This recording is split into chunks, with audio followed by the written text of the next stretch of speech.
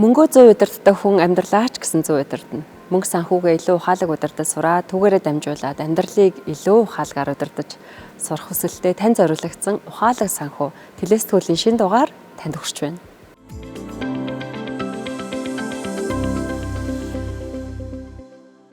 Эдийн засгийг энгийн үгээр булангаараа инфляц гэж юу вэ гэдгийг мэдэж авъя. Инфляц гэж юу вэ?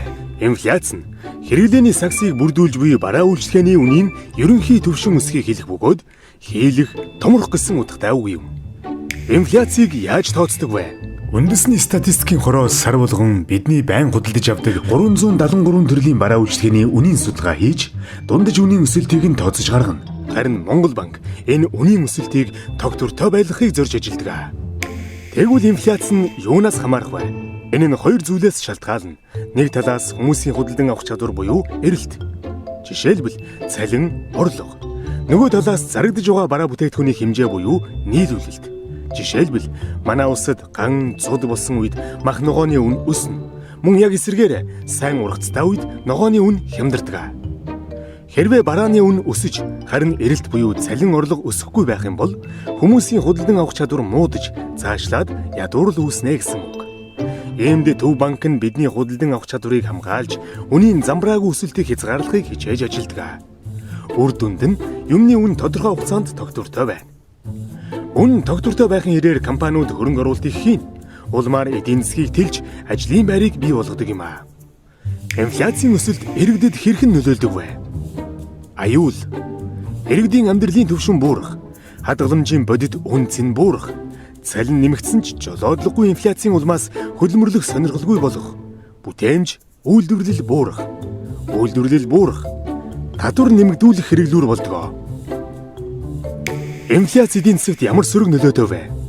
Зах зээлийн үр ашиггүй байдлыг нэмэгдүүлж, компаниудын урт хугацааны төлөвлөлт, төсөвт хүндрэл учруулна. Мөнгөний ирээдүйн худалдан авах чадвар тодорхойгүй байх нь хөрөнгө оруулалт, хуримтлал хийх сэдлийг олгохгүй. Урт хугацааны дотоодын нийт бүтээгдэхүүнд сөргөөр нөлөөлнө. Орлогын хуваарлалтанд сөргөөр нөлөөлнө. Төлбөрийн тэнцэлд сөргөөр нөлөөлнө.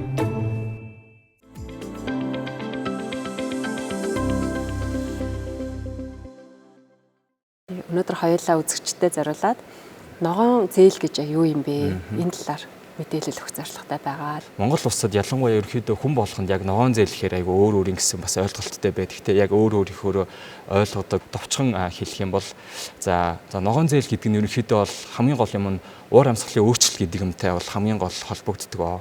За ямар ч гэсэн уур амьсгалын өөрчлөлт нуцтай асуудал юм байна гэдэг нь бол дэлхийн хэмжээнд тодорхой болчихсон. За ингээд улс орны удирдлагуу за ялангуяа хөгжингөө орнууд манлайлж дэлхийн дулаалттай тэмцэх за ийм олон арга хэмжээнүүд амлалтуудыг өгөөд ажилладаг. За ногоон зээл гэдэг нь тодорхойлт нь юу гэдэг вэ гэхээр за ямар ч гэсэн уур амьсгалын өөрчлөлтөд тэмцэж байгаа. За хүлэмжийн ялгарлын бууралтанд хувь нэмэр оруулж байгаа. За үйл ажиллагаа төсөл хөтөлбөр за хэрэглээ тий юу гэдэг. За энэ бүхнийг санхүүжүүлэх тэр хэрэгслийг ногоон зээл гэж хэлдэг. Тэгэхээр ногоон санхүүжилт гэдэг илүү том ойлголт. За энэ дотор одоо аюул олон санхүүжилтийн хэрэгслүүд байгаа. Ногоон зээл, ногоон бонд, ногоон хөрөнгө оруулалт, ногоон хандив тусламж гэдэг. За жишээ нь бол хаан банкны хувьд одоо жишээ нь ногоон бондын их усүрээр харилцагчтай ногоон зээлийг олгодог гэсэн үг. Тэгэхээр эндээс нөгөө нэг ногоон зээл гэдэг нь ерөнхийдөө тодорхойлолт нь бас гарч ирж болж байгаа. Ногоон зээлийн хэд хэдэн жишээнүүдийг дурдж өгч болох уу? Одоо жишээ нь гар утас, компьютер гээл одоо аюул олон нөгөө захиргааны юмуд шүү дээ. Тэд нар ногоон гэдэг ангилд ордгоо илүү нөгөө нэг одоо олон улсын стандартаар яг л одоо эрчим хүчний хэмнэлт үүсгээд нөгөө нэг хүлэмжийн яалгалт хувь нэмэр оруулах боломжтой ийм цахилгаан бараануудын ангил байна. За энэ дээр одоо жишээ нь хөргөгч, угаалгын машин, за шарах шүүгээ, индукцийн плитэ гэдэг ч юм уу те. За яг энэ цахилгаан бараанууд дээр чинь иргэн та ногоон зээл авч болно. За өөрөөр одоо юу гэдэг нь та мэдээж нөгөө нэг бүхэн мэддэг нарны үүсгүүр те. За нарны үүсгүүрээр ажилладаг электрон бараанууд бүх төрлийн хүлэмжтэй. Хүлэмж нь өөрөө нөгөө усчуул за эрчим хүчний хэмнэлт энэ бүгдэд бол одоо гол шалгуурыг хангадаг юм зүйл учраас ногоон зээлээр ингээд та хэрэглээнд авч болно. Ногоон зээл авна гэдэг нь дэлхийдээ бас хувь нэмэр оруулж байгаа хэлбэр юм байна шүү дээ. Тийм хамгийн гол нь тэр. За энэ дээр одоо нөгөө усны хомсол за манай Монгол улс ч гэсэн усны хомсол хүртсэн те. За энэ дээр ихлээл одоо жишээ нь манай машин угаалгын газрууд зөвхөн хүний уудаг усыг ашиглах биш, илүү нөгөө нэг юм саарл усыг дахин ашигладаг тийм технологиудыг одоо нэвтрүүлэх юм бол та энийг ногоон зээлээр авч болж байна. Тэгэхээр та илүү усны хэмнэлтэнд хувь нэмэр оруулж байна. Тэгэхээр зөвхөн нөгөө нэг баг хүүтэй ногоон зээл гэж ойлгохоос илүү за яг энэ уур амьсгалын өөрчлөлттэй би өөрөө мэдтгүүц хувь нэмэр оруулж байгаа юм байна гэдгээ бас хайрцагч илүү ойлгоод тэндээ ингээд урамшаад явдаг. За одоо өөр гэрэлтүүлэг те одоо янз бүрийн гэрэлтүүлгийн бизнесүүд хийдэг те ийм хүмүүс ч гэсэн ногоон зээлээр одоо нөгөө нэг лед гэрлүүд одоо энэ шар гэрлүүд биш илүү лед гэрлүүдийг худалдаж авах юм бол ингээд ногоон байх боломжтой гэдэг ч юм уу. Ингээд ногоон зээл ер нь бол сайн одоо нөгөө нэг хар үгээр ухах юм бол маш их боломж байдаг. Одоо бүх одоо зориултуудыг ингээд ногоон болгоод тэр харилцагчтай ойлгуулад бидэд ойлгуулад ингээд явах ийм боломжтой байдаг. Ногоон зээлийн дүгнэлт гэдэг нь бид харилцагчтай өгдөг. За ингээд өнгөт одоо тэг хүүшээ би чинь ийм хүлэмжийн ялгарт ингээд чухал хувь нэмэр оруулж байгаа хүн юм бэ штэ гэдэг тэр нөгөө нэг бас ойлгуулад ирэхлээр нөгөө хүн чинь ингээд урамшаад ингээд дараагийнхаа юмнуудыг ингээд илүү аль болох ингээд ийм ногоон байх боломжтой тэг ийм юмнууд руу ингээд бизнес нь ингээд чиглээд ингээд явж эхэлдэг гэсэн. Хүлэмжийн ялгарлыг ялгаруулагч гэж байгаа, шингээгч гэж байгаа. Тэгэхээр хүлэмжийн ялгарлыг шингээдэг зүйл маань одоо чинь манай мод тий өвс. Нийт Монгол улсын бэлчээр нутгийн 70 орчим юм их бах хэмжээгээ дороотсон гэдэг нөө статистик байдаг. Тэгэхээр аль хэдийн бэлчээр маань бас хүлэмжийн ихийг нөгөө нэг шингээхээс гадна ялгаруулагч болцсон. За хөдөө аж ахуй руу ялангуяа мал аж ахуйн салбар руу за яаж доктортой санхүүжилт, ногоон санхүүжилтийг чиглүүлж болох вэ гэдэг малчин зориулсан ногоон зээлийн бүтээгдэхүүнийг гаргалаа. Хоршоодод зориулсан ногоон зээлийн бүтээгдэхүүнүүдийг гаргалаа. Ингээд сонсогдохоор яаж малчид одоо ногоон зээлээ авах юм бэ? Хоршоод яаж ногоон зээл авах юм бэ гэж дараагийн айгүй асуулт ундраад ирнэ. За малчны ногоон зээлийн бүтээгдэхүүн болохоор ямар зориулалттай бүтээгдэхүүн байдаг гэхээр маш сонирхолтой. За хоёр төрлийн малчны ногоон зээлийн бүтээгдэхүүнийг гаргасан. Нэг нь болохоор зөвхөн энгийн малчны хэрэглээний ногоон зээл. Ногоон зээлийн бас нэг гол онцлог нь нөгөө зориулт ногоон байх хэрэгтэй байдаг. Тэгвэл ногоон зориулт малчинд яаж байх вэ гэхээр нөгөө нэг нарны үсгүр ойлгомжтой. За нарны үсгүр за тэгэл нарны үсгүрээр ажилладаг нөгөө нэг малчин хөөргөгчтэй электрон бараануудыг бүгдийг ногоон хэрэглээний зээлээр та аваа. За мөн одоо мэдээж нөгөө хүлэмж дээр аж ахуй эрхлдэг бол та малчин ногоон зээл хэрэглээний зээлээ ингээ авъя. За тэнгууд бидэд хоёр дахь малчны ногоон зээлийн чинь би одоо нөгөө жишээ олгоод ингээ ярьж байгаа.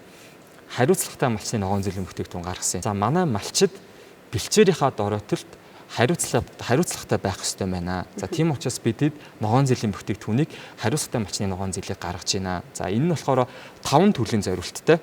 Зөвхөн энэ 5 зориултаар л авч болно. За энэ болохоор юу гэдэг вэ гэхээр сайн үйлдвэрийн одоо бух хуц ухан худалдан авах. Малын ашигшин гэдэг юм чинь дороотоо яг зөв. Та чанартай цөөн тооны малтай болоо гэд ингээд ихний зориулт. Хоёрдугаарт та нөгөө нэг бэлчээрийнхаа одоо бууцсан дээр ногоон тижээлтээр нэг зориулт. За нөгөөх нь бэлчээрийн одоо талхалтай нөгөө нэг талхалж байгаа хортон шавчтай тэмцэх тийм одоо нэг үйл ажиллагаа. За малын эрүүл мэндийг дэмжих үйл ажиллагаа, малын вакцин хийх, малаа угаалгах гэдэг тий. За энэ үйл ажиллагаанд ногоон зээлээр окей. За сүүлийнх нь болохоор одоо нэг өрхийн үйлдвэрлэл, малчны өрхийн үйлдвэрлэлийг дэмжих одоо янз бүрийн тоног төхөөрөмж тий. Үнээгээ саахад одоо илүү хөнгөвчлж байгаа ямар хэрэгсэл байна тий. За ямаагаас хамлахад хөнгөвчлж байгаа ямар хэрэгсэл байна. Тэрийгээ таваас ногоон зээлээр авах гэдэг ч юм. За ингээд ямар ч гэсэн бид ногоон зээлийн бүтээгдэхүүнүүдээ жишээ болгоод гараад явж байгаа. За ингээд ногоон зээл гэдэг бол цаанаа дэлхийнхаа экосистемд хувь нэмэр оруулж байгаа, хайрлаж байгаа гэсэн гүн утгатай юм байна. Том далайцтай ажил өрнөж байгаа юм байна. Тэгээ биднэрт дэлгэрэнгүй маш сайн мэдээлэл өгсөн танд их баярлалаа. За зүгээр. За өстөх баярлалаа. За баярлалаа.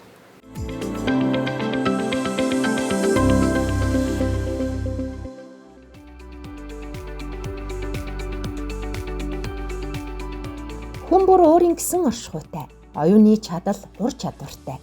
Үүнийгээ хэрхэн хөгжүүлж, хүлээн зөвшөөрөгдөж чадах нь тухайн хүний өөрийн идэвх оролцоо байдаг гэж болно. Арт чиглэлээр өвөрмөц зохиомжт зураг урлаж, уран бүтээлчдтэй хамтран ажиллаж, өөрийн өвөрмөц ертөнцөө бүтээж, бүтээлээрээ танигдаж яваа нэгэн уран бүтээлчтэй бид энэ удаад уулзав. Бодит байдал эргэлзээтэй хийсвэр мэт санагдах болсон энэ цаг үед гэрэл зураг үргэлж эргцүүлэл дуудах хүчтэй хэл болсон хിവэр. Тэмдэглэлийн цуврал хэмээх энэхүү үзэсгэлэн нь түүний урлагт хийсэн аялал бөгөөд нийгмийн анзаарагддагч хилэлцэх нь ховор сэдвүүдийг өөрийн камерын дурангаар шүүж шингээж дүрсээр өгүүлж буй гэрэл зурагчны тэмдэглэл юм. 2020 оноос ихтэй түүний гэрэл зургийн замнал нь хөрөг, баримтат, байгалийн дүрслэл болон орчин үеийн урлагийн уулзвар дээр цэгцэрч хөгжсөн байна. Тэрээр уран бүтээлчдийн бүтээл, үйлдэл хийх агшинг гэрэл зургаар баримтжуулахдаа хүний нийгмийн хүндүүр цэгүүдийг нягт мэдэрч өөрийн танин мэдхгүй шүүлтүүрээр дамжин дахин утгажилж оршихуун мөн чанарыг эрен сурвалжилсан шинжтэй дүрсүүдийг буулгажээ. Үзэгсэлэнд багтсан гэрэл зураг бүр өөр өөрийн өвөрмөц түүх агуулгатай, зарим зургууд нь хүний дотоод шаналл, орчинд дасан зохицох хүндрэлийг илэрхийлдэг бол зарим нь байгаль орчинтой харьцах харилцааг өгүүлдэг.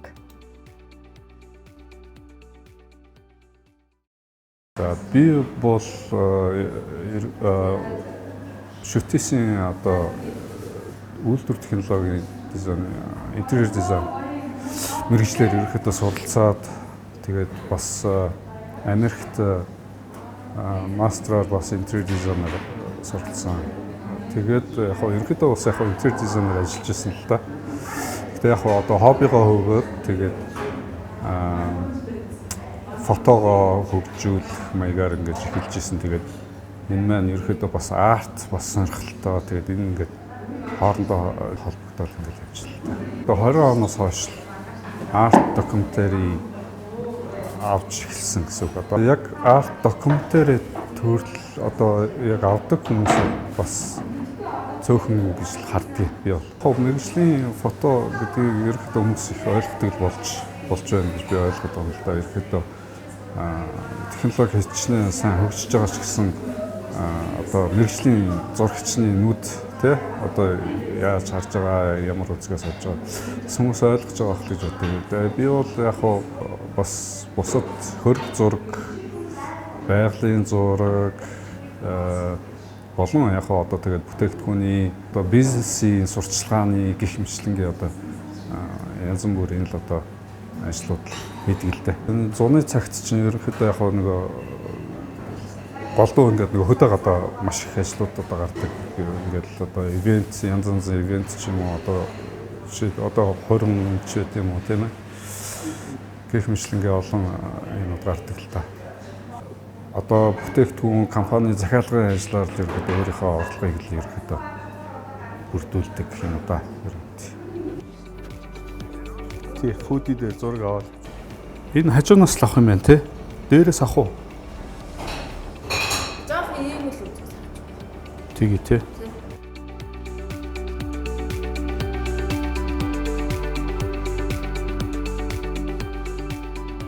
Амьсгалаараа, мэдрээрээ, хараарай, хадгалаарай, уусаарай хэмээн уран бүтээлчдийн дотоод урай бол үзэгчдийг зөвхөн харах бус сэтгэхийг, мэдрэхийг, тэмтэрхийг, холбогдохыг уриалсан илэрхийлэл юм. Тэмдэглэлийн цуврал үзэгсэлэнд дэлгэгдсэн эдгээр зургууд нь өнөө цагийн нөхцөлдүүлсэн хиймэл орчин дундах амьтаа урлаг яагаад хэрэгтэй болохыг бидэнд сануулах мэт. Энэ чиглэлийн уран бүтээлчдийн бүтээлийг дэмжиж өөрийн байранд үзэсгэлэнг нь толилуулахаас гадна борлуулах боломжийг олгодог Food Vegan хоолны газрын танхим утгаар нь уран бүтээлчдийг дэмжин ажилладаг байна. Тодорхой нэг хэдэн артистуудтай хамтарч ерөөдөө үзэсгэлэнгийг гаргаад бас ингээд бүтээгдэхүүнийг бас ингээд шоп дээрээ тавиад бас борлуулах бас боломжийг өгч байгаа юм л да ер нь. Яг өнөөдөр бол яг бүтээгдэхүүний зураг авалт хийж байна л да. Одоо веган хоолны хоол бүтээгдэхүүний зураг авалт хийгдэж байгаа. Эднийхтэй ерөнхийдөө нэг хамтарч ажилладаг болохоор эднийхээ бүтээгдэхүүний сурчлагаанд нь зориулсан зураг авалт хийж. Одоо энэ бол миний бүтээл байгаа. Одоо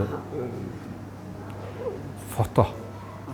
Тий хүмүүс ерөнхийдөө яг ингээд байгаль ингээд бүр хонглын цаана үзэрт байна гэж одоо ерөнхийдөө ямар утга учиртай гэхээр хүмүүс бас хэтэрхий бас байгаль бас тий бод байдлаасаа хэтэрхий бас холцсон байх шүү гэсэн л одоо утгасан натал юм байгаа. Ер нь бас Хиймэл оюун ухаан хөгжихийн хэрээр хүний бүтээлийг орлох бүхий л зүйлсийг захиалан бий болгох боломжтой болсон хэдий ч амьтаа бүтээлийг амьдралаас урган гарах дүрслэлийг орлох нь учир дутагдaltaй. Мэдрэмжийн урлаг, мэлмий баясгахаас гадна өөрийн санхүүг өөрөө бүтээдэг онцлогтой.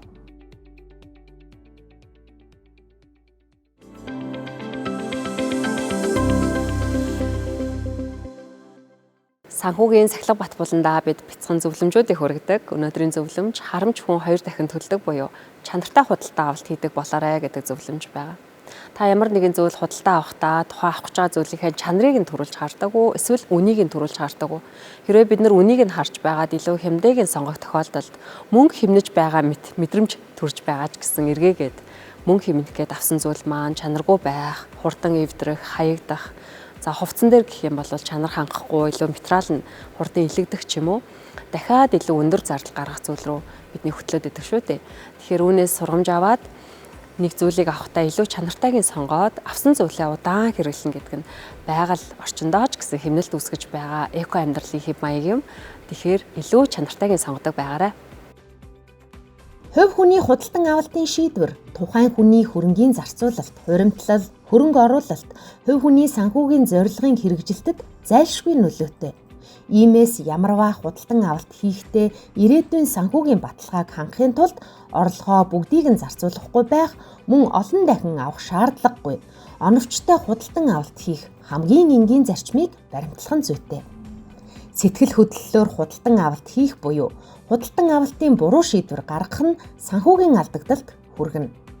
Тиймээс төлөвлөгөөтэй хувийн санхүүгийн нөхцөл байдалд тохирсон худалдан авалт хийж өөрийн санхүүгийн зорилгод хүрэхийн тулд дараах зүйлсийг анхаарч үзэх шаардлагатай.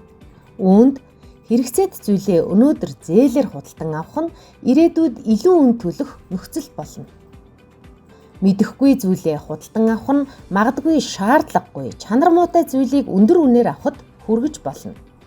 Худалдан авсан бүтээгдэхүүнийг ашиглах явцад засвар үйлчилгээ хийхэд хүндрэл гарч болзошгүй. Цахим худалдан авалт хийх нь цаг зав, хөрөнгө мөнгө хэмнэж болох боловч барааг буцаах, солих зэрэгт бэрхшээл учирч бүр илүү зардалж гарах нь бий. Цаг хугацаа зарцуулж ижил төрлийн бараатай харьцуулан худалдан авалт хийх нь мөнгө хэмнэх, мөн чанартай бараа үйлчилгээ худалдан авах гол аргын нэг гэж хэлж болно.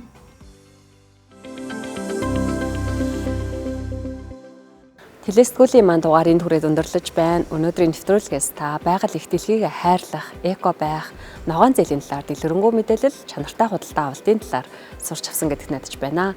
Ингээд үзэгч таньдаа санхүүгээ илүү ухаалаг удирдах аялалд нь амжилт хүсье. Дараагийн дугаараараа иргэн уулзцгаая.